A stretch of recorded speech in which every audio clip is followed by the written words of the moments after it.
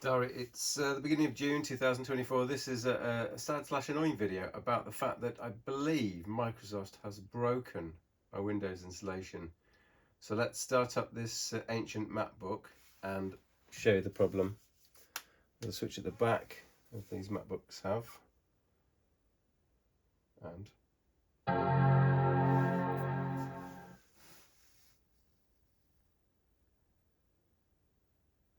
so I'm just waiting for the boot prompt. So we're going to wait for that boot prompt and then I think we can chat. So I'm running something called Open Core Legacy Patcher, which is the way to install a custom bootloader onto the Mac operating system. And this is particularly good for old Apple computers, which Apple no longer supports. And using OCLP, as it's called, we can install current versions of macOS, or not totally obsolete versions. So for at least 2 months, this machine has been running 3 operating systems very efficiently. It's been running, on the left hand side here, this EFI prompt is Ubuntu Linux. In the middle we have Microsoft Windows 11, and on the right hand side we have Mac OS Ventura, so not Sonoma, which is the latest version, because it's not recommended to run the latest version of Mac OS on these ancient Macs. And why? Because Apple keeps changing things, and any change that Apple makes can break the install configuration and causing havoc. So the point of the story is, when I go to Windows now and I hit enter, the UEFI bootloader tries to load Windows and it doesn't flopping work. So what has changed? Well, Windows has been running for 2 months, let's say, perfectly well. And then I installed some Windows 11 updates. Now I'm not on any beta channel, this is on a retail channel, and it's just stopped working. Now I suspect that Microsoft has bundled in some updates under the guise of security or whatever, or general purpose updates, and those updates are incompatible with this ancient processor. Now you may have heard on the interwebs that Microsoft Windows 11 will soon be looking for the pop CNT, pop count instruction, and if it doesn't find that, it's gonna fall into a mess. So I think probably that's what's happened. This Mac dates from something like 2011, 2012. So you might have thought that instruction was there. It's either that or some sort of driver related issue. So what have I done to try and recover this? Well, the first thing I did was to try and back up the Apple side of things using a Time Machine hard drive. So I've got a separate hard drive here, and I've backed it up onto this drive. That's in case my Windows fiddling broke the whole system. The next thing to do was to try and get into Windows 11, but I can't enter Windows 11. F8 is what you used to use to get into kind of like a recovery mode. It just simply doesn't work. You can boot from a USB stick, so I've done that, and I've tried to recover Windows, and it says it can't do it. I've tried various commands, nothing seems to work. So the nuclear option was to reinstall Windows. So this is a small introduction for, I guess, Windows users who might be wanting to run Windows on a Mac platform. Not many of you probably. What you need to do in order to run Windows on an Apple platform is Windows will install. However, it needs special drivers, and those drivers are obtained via a process called Boot Camp. So the official way to do it is to, on an Apple computer, have a Windows ISO, and you start the Boot Camp software on an Apple computer. It will either, so that the easiest way to do it is to let Apple repartition your disk, and then also take the ISO, create a bootable USB key from the ISO that you supply, and also put onto that bootable USB key in the drivers directory a subdirectory called Apple, and in that subdirectory are all the drivers that are needed, and it changes some of the Windows installation files so that when you do a Windows installation by booting from that key that you specially made, Windows will try and install those Apple drivers. So let's get that, let's run through that again. you're on an Apple computer running Mac OS, you've got a blank USB key and a .iso file you've downloaded from the Microsoft website.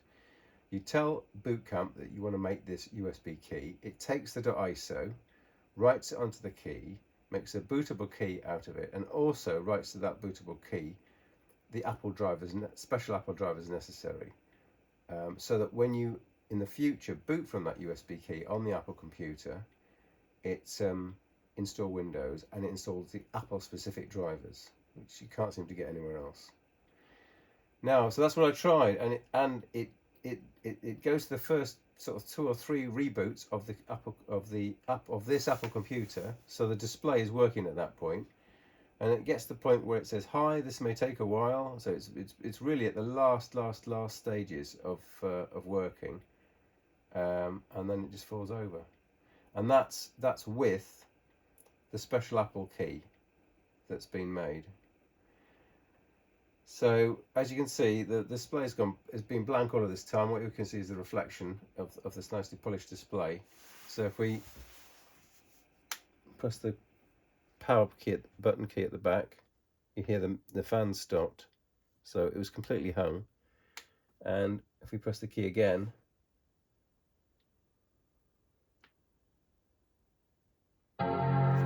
get the boot prompt. We're in this special loader, the OCLP loader. So what we'll do is we'll wait for the prompt, wait for the GUI prompt. We're going to select the Mac side, and that will allow us to boot into Mac OS, and it continues to do that. So on the Mac OS side, there's been an interesting transition. So after this went wrong, so it's not the fault of the Open Core Legacy Patcher. Open Core Legacy Patcher has been patched to 1.5. So there's a team of professionals who studiously try to keep these old Macs alive, and they do that using this program called Open Core Legacy Patcher. So if you've got an older Mac that you think has passed its prime and won't be able to run any current software, you are wrong, because it can. And let's just log in 1 second. So we've booted the Mac and logged on. I'll just show you the latest release of Open Core Legacy Patcher was at 1.5. So we're back to really so I've given up really with Windows on this platform. I've tried a couple of times. The advantage of running Windows on a Mac of this age is that Windows runs quickly. It runs much more quickly than Mac OS Ventura. And with Mac OS Ventura, some things don't work because this doesn't have the right graphics card. So there's something called metal graphics in the Apple world, and unless your Mac has a supported metal graphics card, a lot of graphics features don't work. So for example, Apple Maps can't be displayed because it doesn't have the necessary driver which would allow it to display those kind of graphics. So under Windows, when this was working, everything was working under Windows. So maps.google.com was working fine, and it was a fully functioning Windows computer, and it ran much more. So YouTube, as an example, would run slower on this platform, but well under the Windows boot of this iMac computer. So it's a shame that Windows won't run anymore. It's not a disaster, and I'm sorry, I do blame Microsoft. It seems in the Microsoft world there's no group of passionate software engineers, keeping the older operating system levels, the current operating systems running on older machines. There are some workarounds that have been obviously published, so that you don't need to have the TPM and you don't need the CPU requirements of Windows 11 mandates. But it seems that I think that Microsoft is getting wise to all of that and sort of kind of laying down the hammer and preventing us from running Windows 11, and it was running quite fine for 2 months. So I don't know what technical limitation they're trying to steer us away from, but I think it's misguided. So I'm afraid we're back. This is an iMac, and we're back to Mac OS, and I can start to use that. I can start to use that, for example, to connect to my Windows computers. This is the Microsoft Remote Desktop. So in the cave here, we have recently migrated the server here, and I can use this desktop to get through to the server because it's obviously a Microsoft machine running Windows Server. Alright, Dari, that's just to say LCRP is updated. Windows 11 no longer runs on this iMac. Probably you'll hear other press reports of other machines in a similar situation.